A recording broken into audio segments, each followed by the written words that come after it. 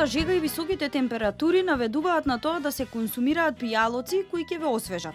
Покрај водата, еден од најчесто консумираните пијалоци во текот на летните месеци е и пивото.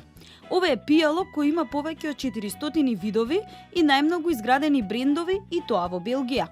Уште еден податок вели дека најстарите рецепти кои се најдени досега се однесуваат на пивата, датираат од пред 5000 години и се запишани во форма на песни. И фактот кој сигурно ќе ги интересира жените е дека тие први почнале да прават пиво. Не случајно пивото денес го имаме на мени. Од Прилеп соопштуваат дека се подготвени за 14-тото издание на Пивофест 2016. Градот е подготвен да се рушат старите и да се постават нови рекорди. Оваа година се очекува нешто повеќе од 350.000 посетители. Сите пивопии од 14 до 17 јули ќе уживаат во голтка ладно пиво и вкусна храна со музички зачини. Агендата на овогодинешното издание на Пивофест 2016 изгледа вака.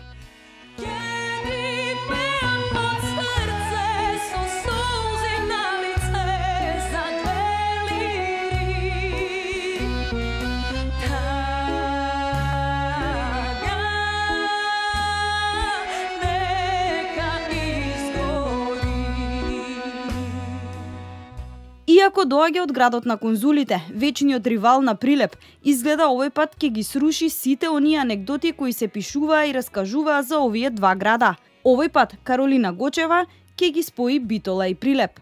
Каде пиво без рок-н-рол и малку блуз? Тие се домашни, ќе настапат на свој терен. Crossroad Blues Band.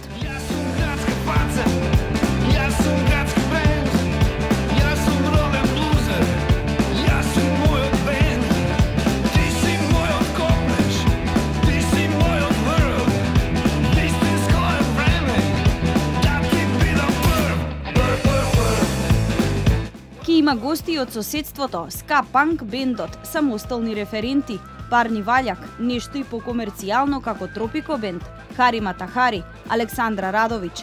Прилеп ќе биде домаќин и на романската група Fly Project.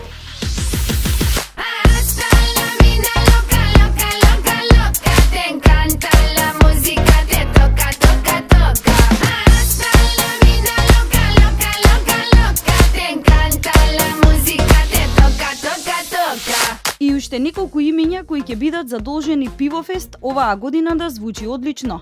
Доколку сакате да бидете сведоци на овие 4 дена во Прилеп и сте авантуристи по душа, тогаш кампувањето на могилата на непобедените ќе ви биде незаборавно искуство. На здравје!